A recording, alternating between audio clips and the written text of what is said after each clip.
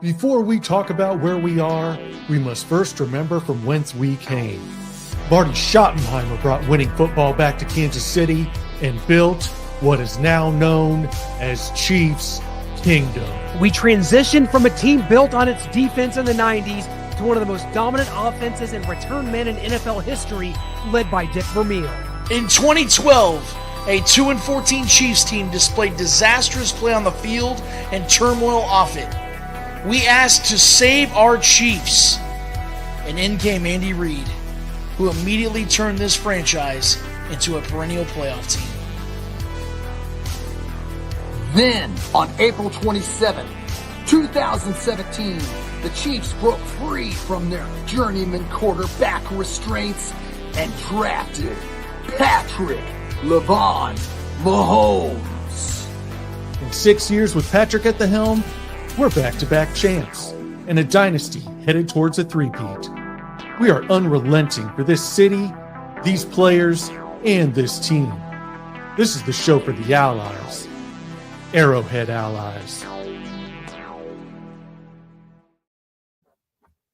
Welcome in to Arrowhead Allies, everybody. A special Christmas edition here as we are ready for some Christmas football as well. Wednesday on Netflix, it's Chiefs and Steelers. And who better to break the game down with than none other than former Lions, former Steelers quarterback, does pre and post game for the Steelers as well. And he has the best of the Batch Foundation, the one and only, number 16 in your programs, number 1 in your hearts, Charlie Batch, everybody. Welcome to the show. Charlie, I appreciate it. You didn't run off after that whole Chiefs intro. You're still here. So thank you for that. And thanks for being on, man. We haven't seen you since the Super Bowl. We were, if you recall, at the Super Bowl media party, we were trying to find some real food. And we were like, dude, we finally found some pizza when it was like all a bunch of stuff we didn't know what it was downstairs. So that's the last time we've seen you, last February, and the Chiefs won the Super Bowl a few days later. And now here we are again, late in the season. Hope your holidays are going great so far, my friend. It is. It is busy for sure, especially with the with Best of the Batch Foundation, which we'll get into here as well. But it's great to see you all. And of course, when I'm looking at the intro, I'm like, wow, a lot of those memories I remember as I was entering into the league in 1998, playing the Chiefs, I think right around 99-ish. Yeah. And then obviously getting to that point of him seeing the human, what was his nickname? The human joystick. Human joystick in 2003 when he ran the opening kickoff back on us. I think that was like a streak of 9 consecutive games that he ran some type of return back. So I appreciate the what is the trip down memory lane? Yeah, take me back down memory lane a little bit there. Well, you talked about it, the Best of the Batch Foundation. You guys have Batch of Toys going on. You've teamed with Daryl Rivas, Aaron Donald, helping out, adopting and helping out 400 families, over 400 families. And just talk to us about kind of what's going on with Best of the Batch of Toys. I know you're helping deliver and make people's Christmases, and you're just a shining light in the community. It warms my heart to see all the events and programs that you do, not just Batch of Toys. You've got Batch Packs and just bringing in kids with education and community and leadership and athletics and giving them a safe space to go to. And man, it's just such a blessing to see, and it's the time to deliver blessings, and that's what you're doing. So tell us more about this. No, I appreciate it. Yeah, Best of the Batch Foundation, we just celebrated 25 years. And ultimately, we are an educational foundation, which we serve 3,800 kids annually in 9 counties throughout southwestern PA. And what we focus on education, STEAM programs, and our after-school programs. So to be able to do that, and then, of course, one of our programs toward the end of the year is called Batch of Toys. And during this year, we've adopted 400 families, which is equivalent over 1,700 kids that we've been able to put smiles on kids' faces during the holiday time. And during the course of the last 5 weeks, we collect toys unwrapped. Then we actually wrap them, which we have people who will come over and help wrap and then deliver them. So we're down to our final 85 families that we're going to deliver tomorrow to. So it's really cool to be able to help Santa, see all Santa's helpers and all of the elves that are working behind the scenes. And with that particular program, with our Batch of Toys program, it actually takes over 1,400 people to actually make that program happen. So we're truly grateful for all the belief that people have in us, that they're donating their time to us and really just see it all come to fruition. So you just mentioned there, we partnered with Darrell Rivas, partnered with Aaron Donald to impact some of them as well. But just as we're delivering, we're in 5 counties throughout southwestern PA. And we're in Lawrence County, Beaver County, Westmoreland County, Washington County, and of course, Allegheny County, where Pittsburgh is actually at. So it's a really cool time this time of year. So I say that all to say tomorrow morning, starting at 7:30 in the morning, we will be out delivering and hopefully knocking out the rest of those families. So we're truly grateful this time of year. Love that. Charlie, that's just amazing. And we just appreciate this friendship we've cultivated with you and all the great work you do. It really, it goes so far beyond football, and it makes me think about a lot more things this holiday season, and to kind of transition into some football. Chiefs and Steelers here on Wednesday. I mean, look at this, the way I'm looking at this, the Chiefs are playing 3 games in 11 days. I'm sure it's similar for what Pittsburgh's having to go through, as well as what, the Texans, who the Chiefs just played, and then the Ravens, who the Steelers just played here on Saturday, just a few days ago, and we're already previewing another game. When you take a look at this, kind of at a macro level, do you feel like that it's somewhat irresponsible of the NFL to kind of expect this? Because, we were told, hey, we want to have games on Christmas, but, not if it's on a Tuesday or a Wednesday. We would never do that to a team. Well, here we go. And let's just hope that the broadcast is a little more user-friendly, if you will, than the Mike Tyson-Jake Paul fight. Yeah, I think when you look at this, I mean, really the only day this season that the NFL is not playing is on a Tuesday. Yeah, that could possibly change as well. But I think when you look at a macro level, I think ultimately when you're talking about owners, players, talking about the money that's going to be generated, players get excited about it until you get into this particular window, right? It's one of those things where it's hectic all around, especially this late in the season. But I think Roger Goodell is saying, NBA, we're not giving you the NBA Christmas Day and have NBA basketball the entire day. They're now, steamrolling on their territory, so to speak. And what better way for you to put the Steelers, Chiefs, and the Ravens, Texans? So people are going to watch it, just like they didn't care about college football playoffs. We're going to play on Saturday, and you deal with it. And I'm sure they'll come out with the ratings to see how much they dominated the networks and the ratings. It's just one of those things that this is where we are in this day and age. And now you see the streaming, that's a part of it, because that's what the fans want. And of course, when you get to that point, the coaches have to now dictate that. And you're playing that as you're scheduling. You understand the work that it's going to take to get these 3 games. So there's not a lot of practice time right now. Everything right now is just kind of from the neck up and just making sure that you're able to recover, get to sleep, and hopefully be ready to play on game day. Hey, Charlie, welcome back, buddy. Appreciate you joining us. We watched George Pickens from afar because we wanted him before he was drafted. We wanted him here in Kansas City, and a lot of things seem to be going on behind the scenes with George Pickens. I mean, correct me if I'm wrong. Didn't he snapped a fan on Instagram? When we see players going after fans on Instagram, it seems like they should just ignore that. Is the criticism fair on George Pickens? Is he going to play this Wednesday? Well, I think when you look at, all the antics that may happen, this is what happens when players, really athletes in general, allow, you go live on your phone and you allow fans to now invading your space to where you truly don't have any privacy, right? And it's cool when you're winning, but ultimately when you don't, then you're starting to get some of that criticism. And I think, George it's a little unfair for George. And I say that only because he hasn't lost in his entire career until he came to Pittsburgh. And when you don't know how to lose, it takes you a while to kind of reel that back in. When people say, be a professional, learn how to lose. It's hard when you never did. So by that, I love it only because he's passionate about winning. Now, when it resonates to other people that don't really know him, I can understand where those conversations go. But me just being around him, I don't get that at all. This guy's hungry. He wants to win. He did that at the University of Georgia. And now he's trying to bring that championship back here. And of course, when you're not able to play, you lose 2 games. The passing game is pedestrian. When you're not out there, he's going to do everything in his power to get back. So I'm hoping that he does get back. Of course, that will go all the way up until game time decision. But it's truly hard to evaluate whether a guy's going to be ready in a walkthrough. And I'm sure any question marks that Kansas City has, it's going to be the same way on their end. It's going to be a game time decision ultimately on whether these guys play. But if I'm banking on it with everything on the line, I'm thinking George is at least going to attempt to play. The question is whether he can finish the game coming off that hamstring injury. Yeah, exactly. And Charlie, I want to talk to you about Russell Wilson, Justin Fields.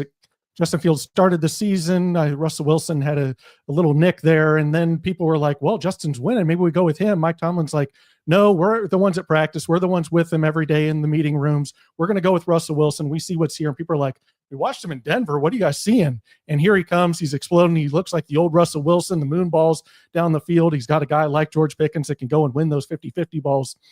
So what have you seen out of Russ from Denver to now, and a coaching staff that really believes in him and is giving him the opportunity to show what he has? I think you start right there, right? A coaching staff that believes in him. When you make that move in Denver, you have Sean Payton, ownership brought him in. Sean didn't necessarily bring him in. So a lot of those things happen, and he got a bad rap, so to speak. And when I saw that initially, and I'm like, okay, this guy had 3,000 yards passing. He was 26 touchdowns, maybe 8 interceptions.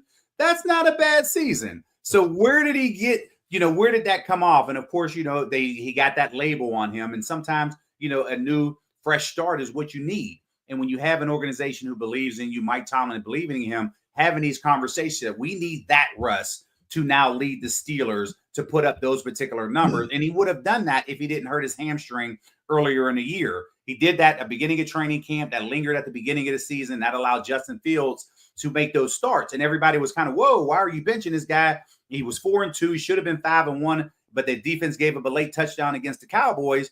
And I understand where people were going with it. But when you peel back the layers, the Steelers were 28th in passing. They needed to change, and they needed something to happen in that passing game that was very similar to the formula they used over the last couple of years, where they were able to win, but wasn't necessarily dominating in the passing game. And ultimately that came back to bite them. Russell was inserted into the lineup. He had some great moments at the particular point, obviously, that last week he would like to have back. But those are things from a leadership perspective, all the intangibles that they were hoping for this young offense on the Steelers side, he was able to provide. And ultimately now everybody wants to see how is he going to respond based off the game that he had last week. And I think those are things that you're going to learn, even though we know what his resume is, but we're going to learn that because he's new to the Steelers organization. Well, Charlie, a lot on the line for both teams coming up here on Wednesday. The Chiefs are trying to lock up the 1 seed, which they can do with a win, while the Steelers, trying to lock up the AFC North to win this division. So a lot on the line here, trying to stave off the Ravens as the teams split their 2 regular season matchups here. But, the narrative on the Chiefs, you think about a calendar year, the Chiefs have lost 1 game, and that was to the Bills, back here in early November. So from afar, when you look at the Chiefs, and the narrative has always been they win close games, 16 straight 1-possession games the Chiefs have won, Charlie, which is absolutely incredible when you think about the grand scope of the NFL and how hard it is to win. When you look at this Chiefs team, and especially this one that's now got Hollywood Brown healthy, they've got DeAndre Hopkins now, Kelsey and Noah Gray at tight end, although a patchwork offensive line. How do you assess this Chiefs team that seems to just vary so much as far as the national narrative on them? Yeah, I mean, they're figuring out a way to win, and that's what it comes down to, right? It could easily be a different conversation if they weren't able to pull those out. But I think this is when you look at the Chiefs and everybody's saying, if we can keep it to a 1-possession game, we may have a chance. They're not blowing anybody out. So that's what gets people excited, at least attempting to play them, right? Because they feel like there's a chance in that particular ball game. Now, if they were blowing everybody out, that's a different type of conversation that we're having. But I think as I was watching the games over the weekend, I'm thinking to myself, come on, Patriots. Because I mean, if the Patriots win, that means now, you may not get Patrick Mahomes this week. Maybe you close him out the following week. But now that the Bills won, now you're going to see Patrick this week. So, it's one of those things. And I remember vividly because his first year that he started, which was his second season, his first, I think was the second game of the season, he actually came to Pittsburgh and threw 6 touchdowns. Yeah. And I'm watching this dude and I'm like, he was on the bench last year? Like, what are we watching here? And not ultimately, when he started talking about the Hines catch-ups and being in Pittsburgh and Hines, promotional, if he throws 57 touchdowns, they'll give him catch up for life. That's what we're talking about in that particular manner for what Patrick was able to do back then. And now we're seeing it all come to fruition. But I think ultimately, when you look at this team, everything is going to have to go through Kansas City. So you want to measure yourself this time. But ultimately, at this particular point, it doesn't know if it's going to be second week, third week of the playoffs. You're going to have to get back to Kansas City. But I think ultimately, man, they're going to ride as long as Patrick is healthy. Hopefully his ankle isn't too bad, because I never want to wish injury on anybody, because I'm a huge fan of Patrick and I want him to go out there and succeed and hopefully catch Tom Brady one day. Absolutely. Charlie, both teams are playing 3 games in 11 days. The Steelers are coming off an away game, but they're going home to play the Chiefs. The Chiefs are coming off a home game and going away to Pittsburgh. I want to think about how I want to ask this. Does it favor the Steelers more since they're playing at home, or does it favor the Chiefs more since on this short 3-game span that it's easier on the Chiefs because they just played a home game in Pittsburgh and had to travel late Saturday night? Who do you feel it favors, and if it favors any team at all?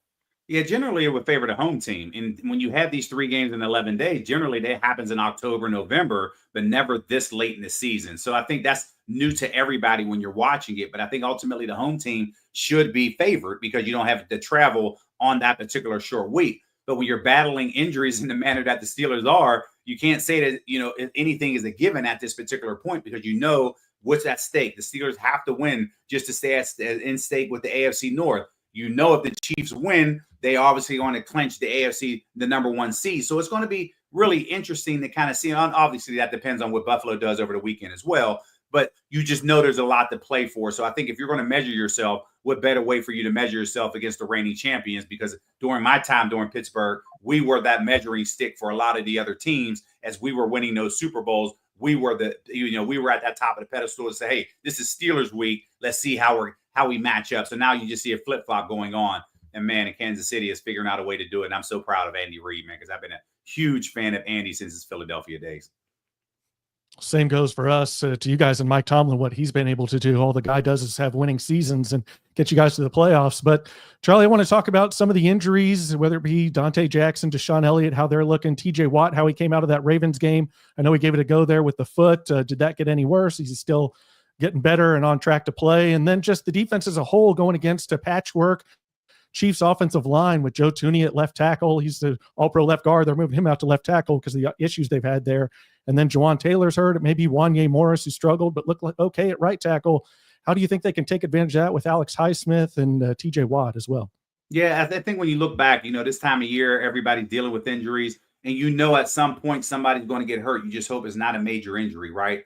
And you just have to be able to manage those things. And I think when you look at what happened in the Baltimore game, TJ was injured in the Eagles game late. He figured he was able to play. He only played about 75% of the snaps. I don't know if that was because the ankle was bothering or maybe they were managing his snaps to get him ready for this week and then ultimately the Chiefs game on Wednesday. So I'm not really sure as it relates to, it's hard to tell again on the with the walkthrough.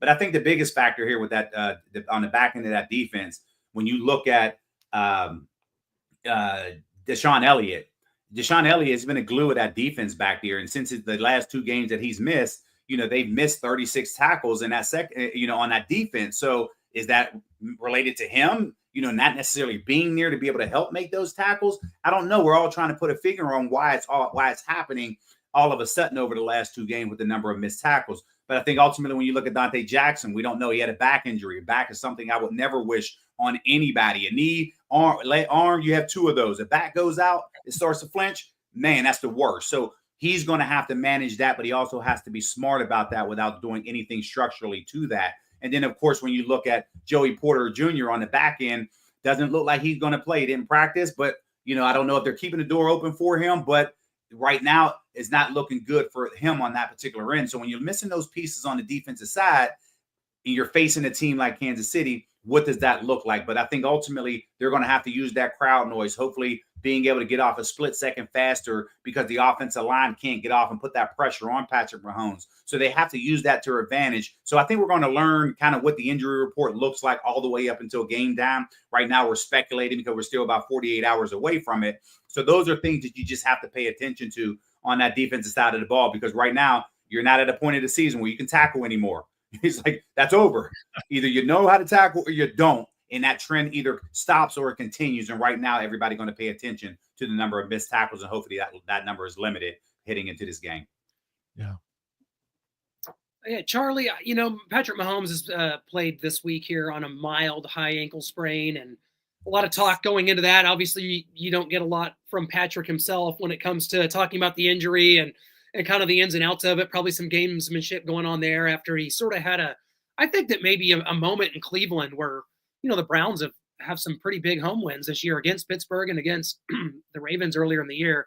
And I think there was kind of a moment where Patrick Mahomes, in my opinion, took himself out of the game a couple weeks ago after getting thrown around like a rag doll by Myles Garrett. And I think it was kind of one of those deals. He's nicked up. This isn't good. Tired of getting hit. tired of calling pass plays up 21-7, but this mild ankle sprain, Patrick played really well with it, ran for a touchdown in the game. But from a quarterback's perspective, have you ever suffered through a mild high ankle sprain and just kind of the challenges of that and what it was like for you and kind of maybe what Patrick's going through right now?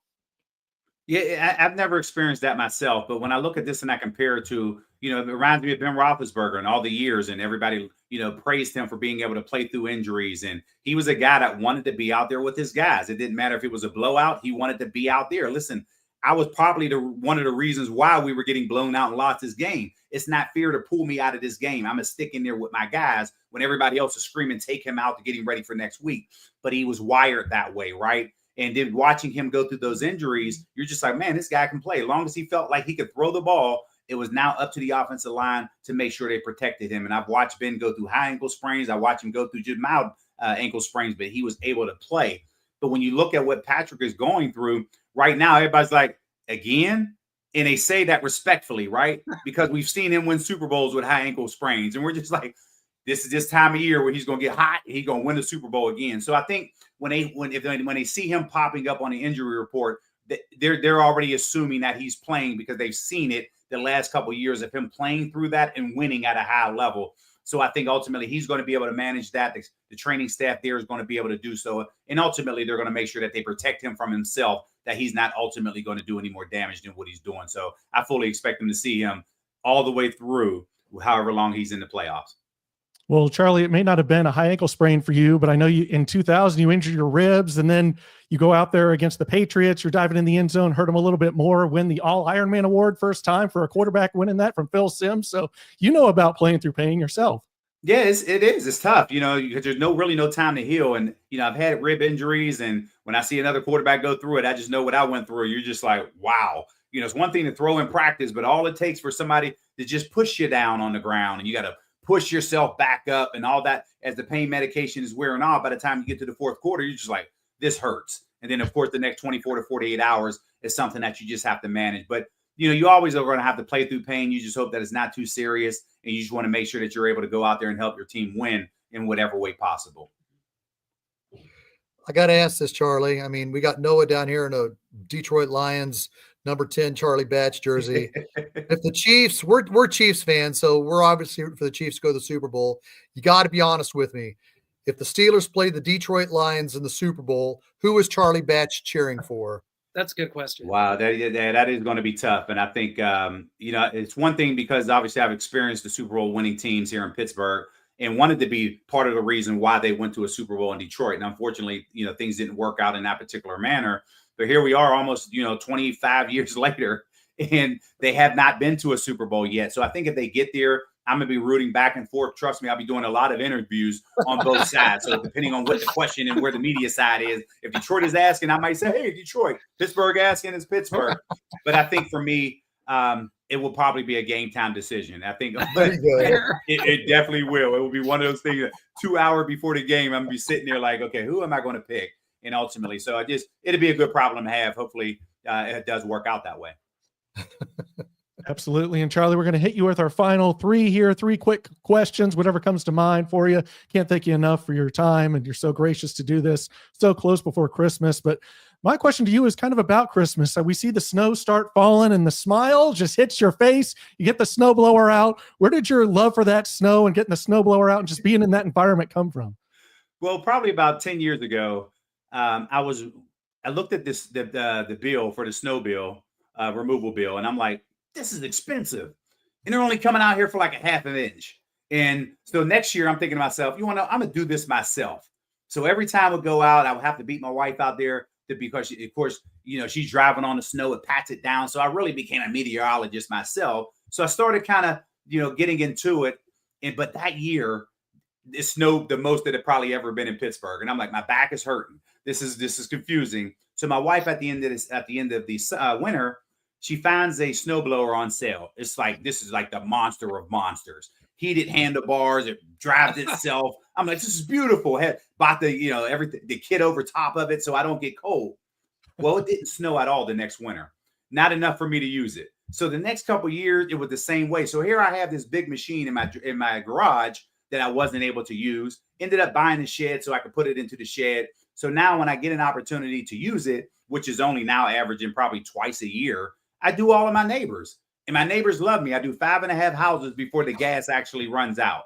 I just hope that you can get out of your driveway if I'm only able to do half of your driveway. But I enjoy it, and that's just been part of it. And of course, in retirement, in my particular way, I got to make sure that I'm doing something manageable, something that I look forward to when it does snow. But also, I got to make sure my wife doesn't drive on that daggone driveway. And if anybody and people who are laughing, they understand my pain, because if they have somebody in their home that drives on the snow and pats it down, it makes it very tough for you to actually shovel your driveway. So that's why I try to get out there as early as possible. Again, it's a long answer of saying that's how eventually I got into it. Plus, I know people on the other side, they don't like the snow, and I know it irritates them, and they're going to comment on my post about the snow and the weather that we're getting.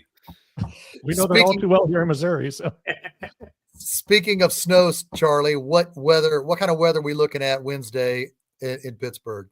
Yeah, it's looking right now. It's supposed to get cold. It was supposed to cold overnight, and then ultimately get warm tomorrow. So Christmas Eve will be right around 38, 40 degrees, and game time temperature on Wednesday will actually be 43 for a game. So it's not going to be cold at all. It's going to be great conditions this time of year in Pittsburgh. And of course, if anybody who stays along in Pittsburgh, it's actually supposed to be 55 degrees over the weekend. So we're hitting a warm spell up here as we head into the new year. perfect. Nice. Charlie, I know you're going to be out delivering toys to families, and it's wonderful.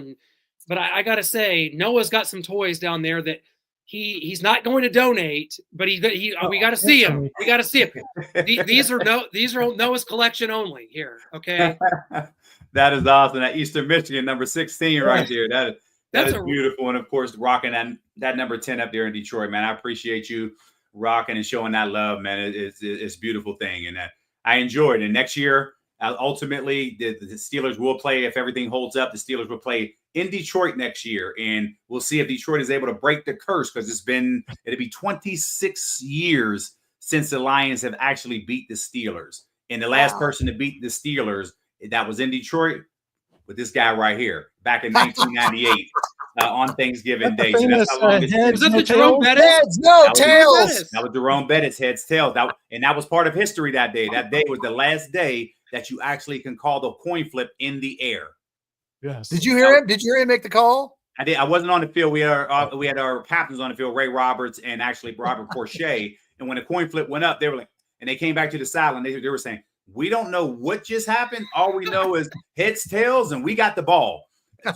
Let's just go down and score." And we actually put a drive together. We kicked the field goal. That was back then when you kick a field goal, the game was over. So it hit a long pass to Herman Moore, put us in field goal range. We kicked the field goal. We win the game. It was like 1916 or something like that. And it was, again, that was just part of history, because that was the last time that you were actually able to call the coin flip in the air.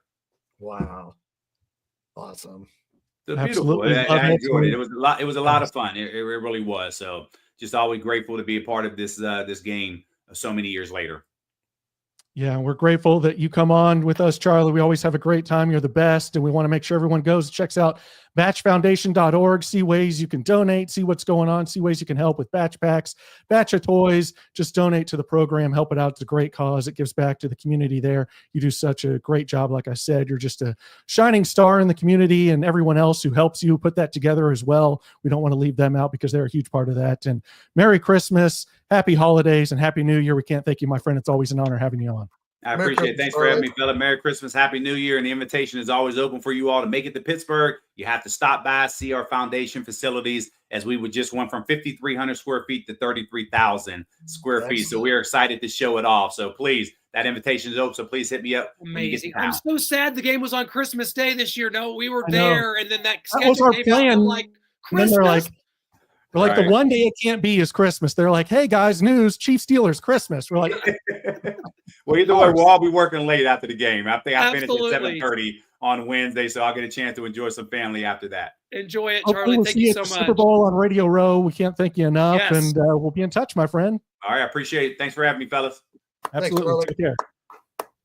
That's Charlie Batch, one of the classiest guys, really in NFL history. Love the relationship that we have with him. Like I was mentioning, we had kind of a funny moment at the media party last year in Vegas, where Noah and I are like wandering around this lavish party. There's this weird stuff to eat. We don't know what it is. It's all kind of Asian food, but not like the Americanized Chinese buffet or something is stuff we don't know what it is. And we see Charlie run into him. He's like, hey, do you guys know if there's any like real food like pizza or something? And we're like, yes, we found some upstairs. And so a bond was formed. Charlie's a picky eater like us, I think. So got some cookies, some brownies, some ice cream, some pizza, some stuff that a picky eater like myself can down. And even people that aren't picky eaters like Clint and Charlie are just like, I've never heard of this stuff. Like, I don't know. Like, so can I just get a pizza? And luckily we found it. So. Well, you guys just got credentialed for your 8th Super Bowl in a row? Something that I've lost count, Shane.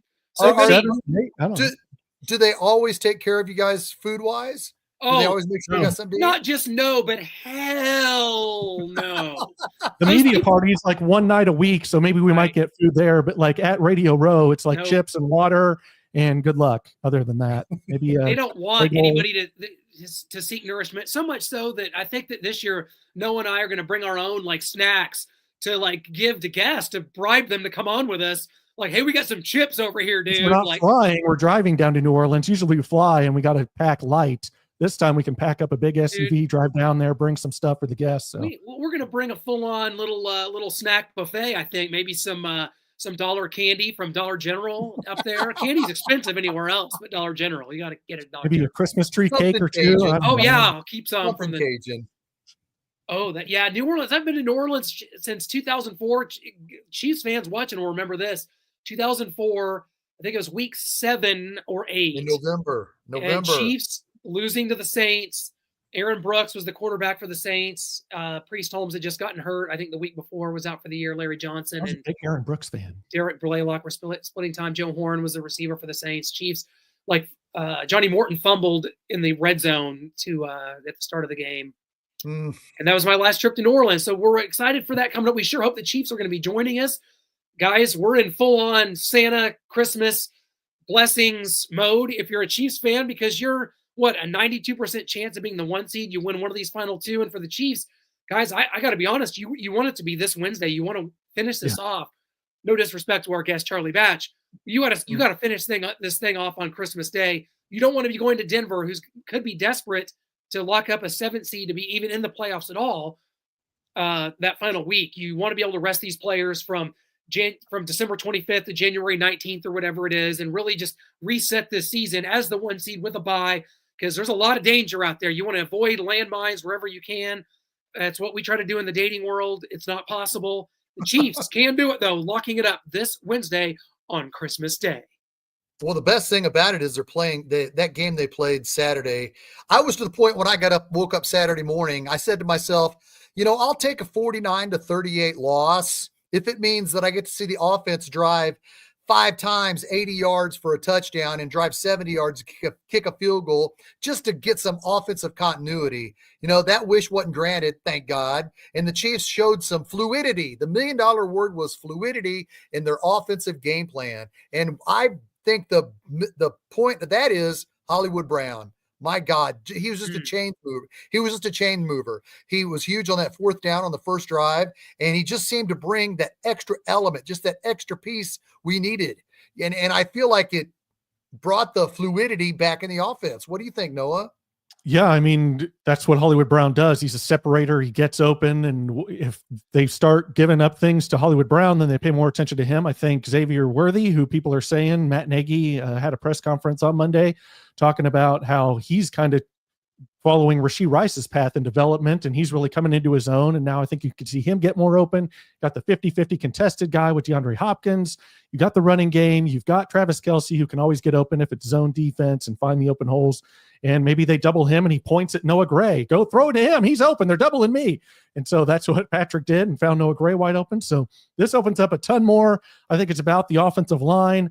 Lance isn't here to talk about it, sadly. Hopefully you can join us next week and expand on it. But Wanye Morris came in for a knee strain for Juwan Taylor. Wanye Morris, I was worried. He looked really good at right tackle. I don't know what the change was. If it's just, hey, I played this at Oklahoma and Tennessee, I was a right tackle. I just feel more comfortable over here. My first punch with my right hand, I'm right-handed. It feels better. My kickback with my right leg, that feels better than with my left, because that's my dominant foot, my dominant hand. That's what I'm used to. I don't know if it's as simple as that, but man, he looked really good out there, to the point dare I say, even if Jawan Taylor's healthy, you lost your job to Wanye Morris. Keep Tooney, keep Caliendo, Creed, Trey, and Wanye Morris. That's the line I want to go with. I'm not sure they're going to do that because of the money, and they can't even cut him after this year. So you set a really weird precedent going into the offseason, how, well, we run on the Super Bowl run with Wanye, but Jawan, you're back for all this money. You're on the bench. I don't know. So I think it's going to be Jawan, but I know, Clint, you want DJ Humphries. I know you're a big line guy, and you've talked about how you're pounding the table for DJ I'm Humphries. so glad we went down this road. Yeah, I'd like, well, DJ Humphries still suffering this hamstring, but, maybe it's too little too late. As the Chiefs begin to get healthier, DJ Humphries may not fit in as this line starts to gel with Joe Tooney at left tackle. And if that's the way it's going to be, if this offense is going to look as precise as it did on Saturday, which Andy Reid called the best game that the team played all year long, and I agree with it, then DJ Humphries as an insurance policy is fine, but you just got to stick with the hot hand at this line position. And right now we saw that was working, and that was against a Houston Texans ferocious run defense. I mean, you look at these holes, you look at just the way, and I think that right now, and as we see some of these clips, the spacing, and it just looked crisp until that play. And I like what I'm seeing right now from the running back position. I love this play out of Wanye, not to interrupt you, but how he drives the guy into the ground. Yes. That's beautiful. And that's the nastiness. That's what you want to see. And that's what you saw a lot last year as this season went on. I think Trey Smith's struggling a little bit at right guard, with some penalties. But Kareem Hunt's my guy going forward, guys. This is going to be a controversial thing, but to me, Kareem Hunt, greater sign. Isaiah Pacheco. I know Isaiah Pacheco missed 8 weeks with a fractured fibia. But to me, Kareem Hunt's the guy. I think that you two plays on 3rd and 4th and short.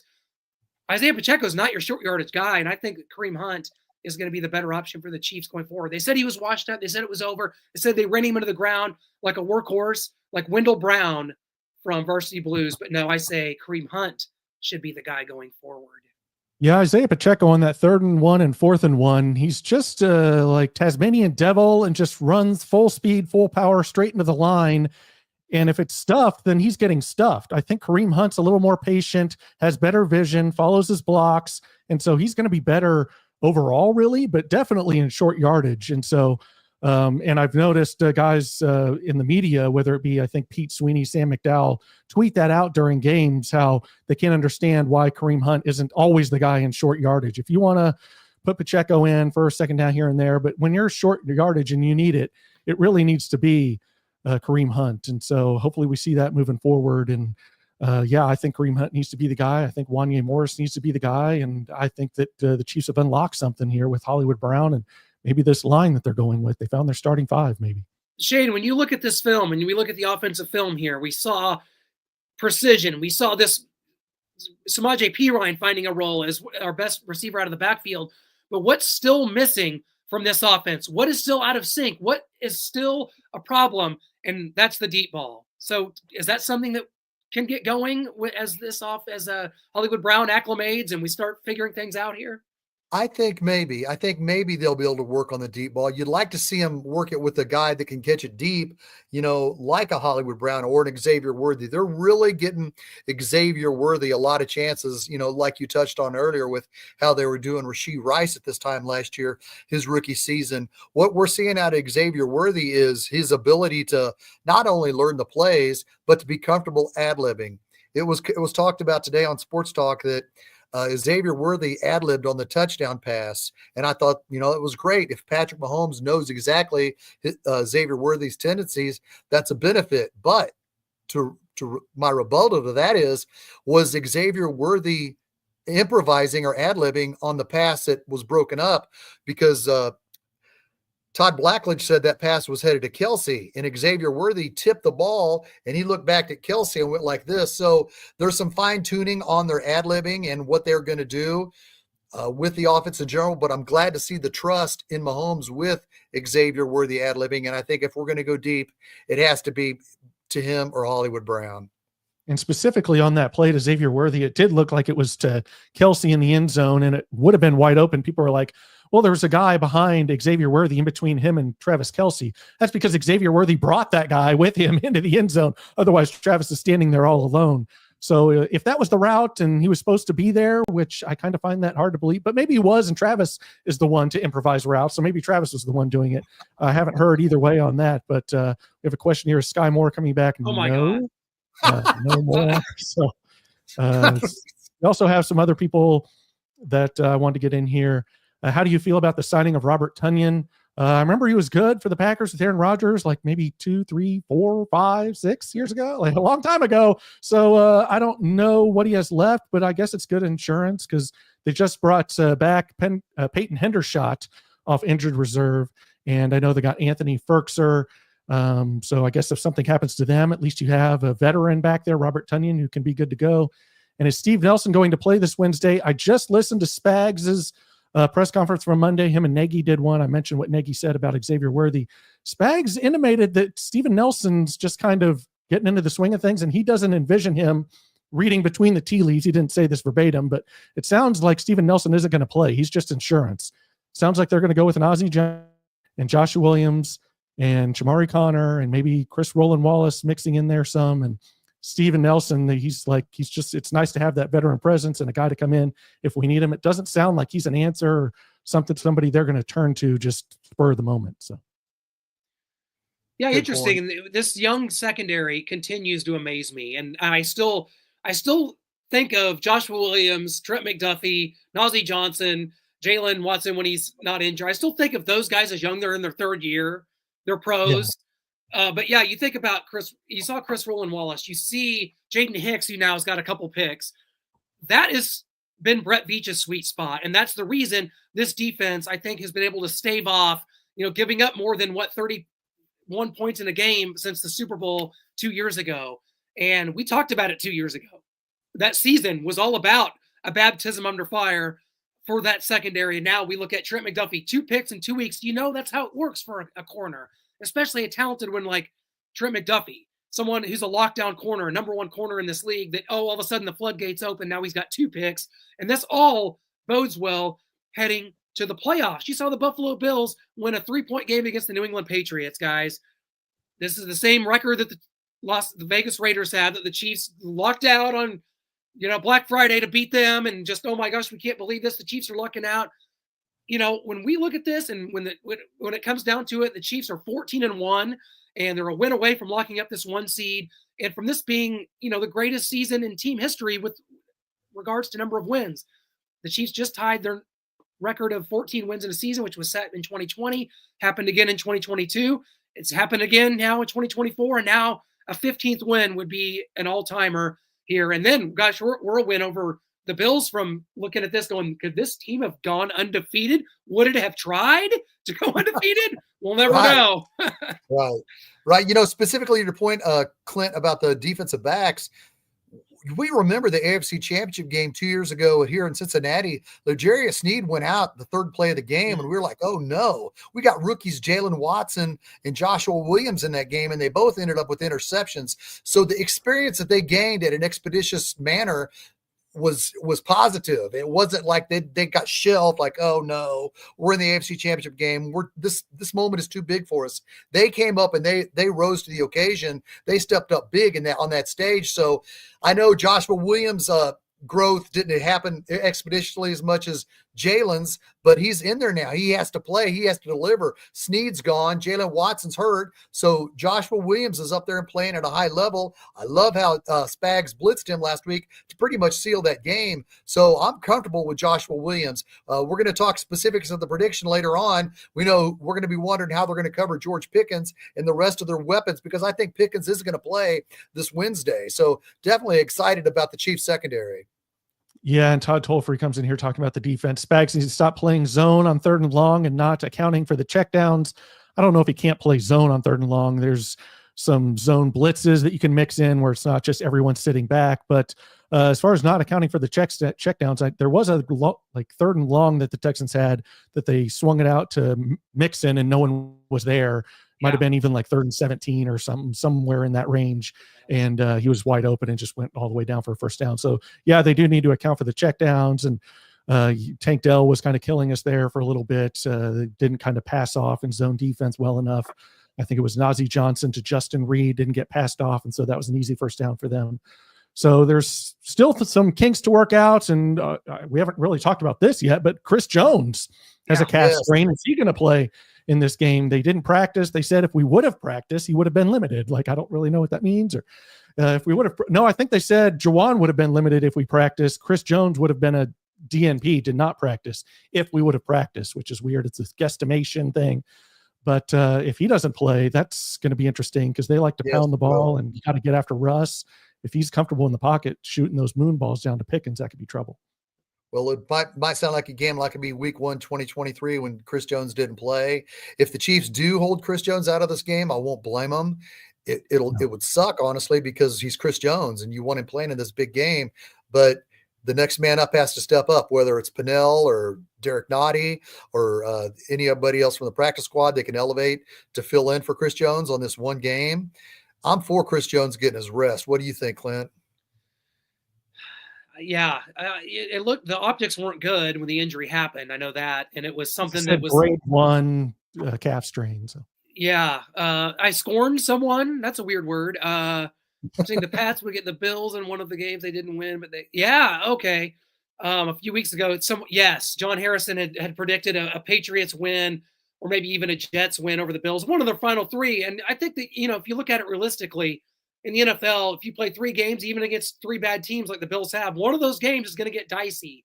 And that game happened for the Bills, and maybe another one will. They play the Jets at home, and then they go to New England. And Josh Allen got banged up a little bit in that game. And I think that the Bills defense has shown a propensity now that they can be had. That and the Chiefs were far from at full strength when we went to Buffalo in that game. And so if that's what all signs are leading to, if this is indeed a collision course to the AFC Championship game, I think that, I can't remember who coined this phrase. They maybe Chase Daniel or someone from one of the Fox Sports shows, but you just look at it, I'll just take the Chiefs deck of cards against anybody. And I think that's what we have to do until proven otherwise, or, we can look at the possible wild card matchups and who do you want? How's this going to go? How's it going to shake out? But you just take the Chiefs deck of cards. Mm-hmm. and you take it. You take that roll of the dice and just look at it, and you're probably going to get snake eyes. So. Yeah, and you've heard Rex Ryan be a Chiefs hater and critic all season long, and really for years. He was saying Lamar Jackson's the best player in football years ago, and now it's Josh Allen's the best player in football, and the Chiefs are winning these close games. They don't have a knockout punch all season. Now, today was the first time I heard him say something positive, which is like, they did win that game, and they just keep winning these. And, if I'm going to say something positive in the giving spirit of Christmas, he didn't say that, I added that in, but that in the last 5 games, they have no turnovers. They haven't turned the ball over, but they've taken away the ball 9 times. And he's like, if that's going to be the trajectory of this team, they're going like this when teams like the Bills are looking a little shaky now. That defense is giving up tons of points, even to the Patriots. They probably should have lost that game, but it's the Patriots. And so they just kind of helped them out there with a few turnovers and couldn't quite close it out. But the Chiefs need to take care of business here. And thank you, Rex Ryan, for that Christmas present. Something nice said about the Chiefs for once. Yeah, Patrick Mahomes, guys, what was it? 8 interceptions to start the season. And now we're talking about he's thrown 3. Or I think he's not thrown one in 8 games, is it? I think so. In the last 8 games, that's unbelievable. Yeah. No turnovers whatsoever from the Chiefs in 5 games. Right. Taking their way 9 times is huge. Because that's something I've talked about all season, and how the Chiefs just don't turn the ball over. Like we're not going to take the ball away. The Chiefs do turn the ball over with interceptions and fumbles. But they didn't take the ball away on defense. And now we're starting to see that, and it comes in bunches. I hope we're not using it up too early. I hope it can go all the way through the playoffs here, because we're probably going to need it somehow. But specifically to Buffalo, when you watch that game in totality, you look at Drake May's 17-yard interception in the third quarter, rookie mistake, but that was a good drive. And then you look at Drake May's pass behind the line of scrimmage to Stevenson. That was a defensive touchdown. That's at the least 10 points either way. So the Buffalo Bills didn't win that game. New England just gave it to them. So they still have to go to New England. I don't trust the Jets going to Buffalo because they're the Jets and they're a train wreck already from top on down. But, the Buffalo Bills haven't that question about the Buffalo Bills defense is legit. We just spent 7 weeks criticizing the Chiefs offense because it didn't have much of an identity, but we knew who the players were, and they showed it on Saturday, especially with the addition of Hollywood Brown. They look look so much better. But the Bills criticism, if I'm a Bills fan, I'm concerned with how they just sleptwalked through that game.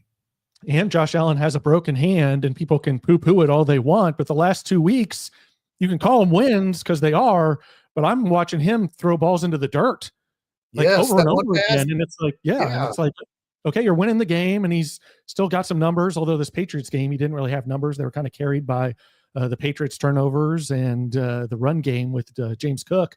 But Josh Allen is dirting footballs that shouldn't be, and they probably lose some of these games. They probably lose that Lions game, and it definitely kept the Rams in that game, him dirting balls on key third downs, and that's how the Patriots got out to that 14-0 lead, because he's dirting balls that he shouldn't. And this is a really long one from Grant with a win on Wednesday. Oh my God. No, where are you? Where are you?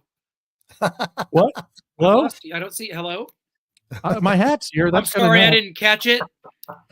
Not only will that lock up the on Wednesday, but that should put the Ravens with the win over the Texans in first place in their division, the AFC North. That would mean Buffalo would have to play Baltimore in the second round. The Chiefs would avoid playing both teams like they did last year. I firmly believe the Chargers or the Broncos could eliminate the Buffalo Bills in the first round. Some of that is kind of what we were talking about, Clint, kind of how this would shake out. Right. And that's what I do think that it's important to start looking at some of this stuff, but probably in no way were you going to see a road that was going to consist of the Ravens and the Bills, unless the Ravens are a wild card team and they're the lowest seed remaining to come to Arrowhead for the divisional round, which I guess is still out there and still possible. We'll have to see on that. But yeah, if you're the Chiefs, I think that you've earned the right, and we should really look at it in terms of like, that stuff's going to play out. You're just going to have to roll with it, and it's okay no matter what it is. If it's Denver upsetting the Bills and Denver's got to come here, there's a set of challenges that goes with that in the divisional round. And then you got an AFC championship game that's going to be Steelers, Texans, Ravens, whatever that's going to be. So there's a set of challenges that goes with any of this. You're going to have, for the first time ever, Shane, 3 AFC West teams in the playoffs. Wow, you could. Is that right? Is that my right on that? See it. I think we will. I think Has this ever happened? Has that ever happened before? Unless the Bengals somehow, how that their theory is. The Bengals got to beat Denver this weekend, and then they have to lose. Denver has to lose to the Chiefs, and the Bengals have to win their last game. So the Bengals get that last spot. So it depends what really happens between Denver and Cincinnati for us to officially give it the 3 teams from the AFC West.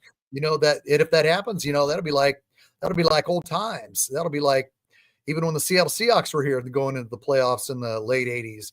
It'd be like Seahawks, Broncos, and Raiders and whatnot. So but now that yes, but now it's these 3 teams. There's a good chance, and it's great to see, the AFC West represented, not only just in the Chiefs' dominance. The Chiefs haven't played an AFC West opponent in the playoffs since 1998? The Broncos. That's crazy. Yeah. Wow. I'm thinking. Hold on. I think you're right. Before that, it was the Raiders in 91, and before that, it was the Raiders in 1971. That's the only time. After that, it's been the Colts every time. So 92 against the Chargers. Yeah. Wild card game 92. Okay, so it's rare. It's a rarity. Right. So there's a chance Chiefs could be playing in the divisional round if we take care of business tomorrow or Wednesday, and what could be an AFC Championship preview: Chiefs and Steelers. Yeah, and before we get to that prediction, I probably just should have gone to it there because it was such a good segue, but my lizard brain is focused on Deontay Johnson getting claimed by the Texans. Any worry there?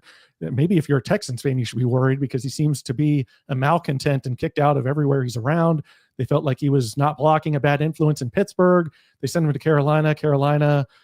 He wasn't doing a ton there, and they were just like, whatever, leave, go away, go to the Ravens, we'll take a pick.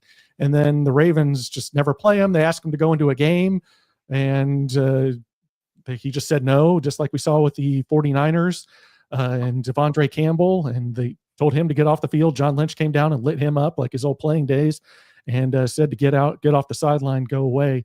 And for the 49ers, and apparently you've seen that with Deontay Johnson as well. They asked him to go into the game for the Ravens. He said no, and now he's a Texan since Tank Dell's down. Any worry that he's going to give them anything? No. I'm not worried.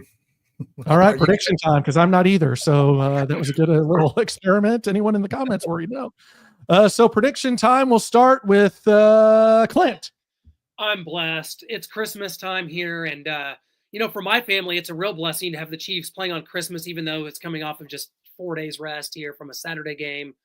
We don't do much. I have a nephew who's 1, but he's the only baby around. That usually there's kids opening presents and people are jolly and happy. My family kind of sucks at presents. No one ever buys the right present for anybody. So this Chiefs game coming up is just a miracle, really from our Lord and Savior. Let's just be honest. Let's just call it what it is.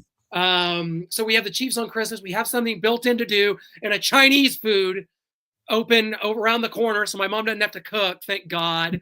So we're ready to go here at the Schweitzer family Christmas, damn it. And this is one that, coming off that Browns game, there were a lot of question marks. Mahomes' injury, the Bills came off that win over the Lions, and we're like, what's this going to be? Are we the one season in jeopardy? The Chiefs just have to win one of these next two. There is a lot out there. The Chiefs are clearly dialed into playoff mode. And they're going to Pittsburgh, who's lost 2 straight games. I think that, honestly, I wouldn't say this with Charlie here. I think, though, that, maybe they've been exposed by playing good teams this season. That's kind of what the pattern has been. I think that the Steelers will put up a darn good fight. I think this is going to be a good game going into the fourth quarter. And I think the Chiefs pull away late and win it 24-17. Merry Christmas. A little different than last year. That's really good. And first, for the Starcade viewers that watch War Chant Wrap Up with Shaggy Shane and Harvey Williams, our post game will be Thursday at 11 a.m. Central Time, right here on Starcade. So as soon as the Chiefs game ends, go enjoy the family time with your family, your loved ones, your dogs, your pets, and your candy canes. And then wake up Thursday at 11 a.m. Tune into Starcade Media for Harvey Williams and Shaggy Shane breaking down the game. My prediction for the game. The last time Patrick LeVon Mahomes II stepped foot into Heinz Field, he threw 6 touchdown passes to beat Big Ben Roethlisberger 42-37. And we needed all 6 of those touchdown passes. Patrick Mahomes just saw the forecast delivered here by Charlie Batch. Charlie Batch said it's going to be 45 degrees, partly cloudy. That sounds perfect for Patrick Mahomes to put up 4 touchdown passes. Harrison Butker nails 1 from 42. Your Kansas City Chiefs win 31-24. What you got, Noah? I'm loving that score right there. And man, this is going to be a doozy because I've got the Chiefs putting up some points. I don't quite have 4 touchdown passes, but I do have 3, Shane. I think this is going to be a 27-20 game. I just don't know if TJ Watt can get past Wanya Morris because we have a new stud right tackle, and that is Wanya Morris, and TJ Watt's dealing with the foot. Alex Highsmith is going to try his best, but Joe Tooney is not just an all-pro guard. He's an all-pro left tackle out here. And the only thing that I'm worried about is nothing. I'm not worried about anything in this game. George Pickens dealing with a hamstring. Russell Wilson's going to be turning the ball over. He's got the yips again. Like Clint said, I wouldn't say this if Charlie Batch was still here, but he's not, baby. And so this is all Chiefs. It's going to be a Merry Chiefsmas for everyone with a 7-point victory, locking up the 1 seed underneath your Christmas tree. Open it up. Enjoy it like it's a Nintendo Entertainment System in 1989. Enjoy it, folks, because we are partying up here. It's Chiefs Kingdom. It's the 1 seed. We rest our players. We are going to the bowl. 3-peat. Let's do it. We wish you a Merry Christmas. We wish you a Merry Christmas. We wish you a Merry Christmas and a Happy New Year. Good tidings to you wherever you are. Good tidings for Christmas and a Happy New Year.